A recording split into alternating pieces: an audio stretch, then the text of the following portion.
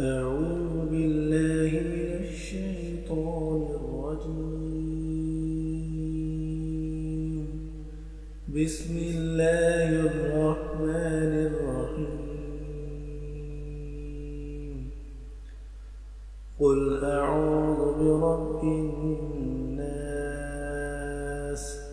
ملك الناس إله الناس من شر الوسواس الخناس الذي يوسوس في صدور الناس من الجنة والناس. بسم الله الرحمن الرحيم.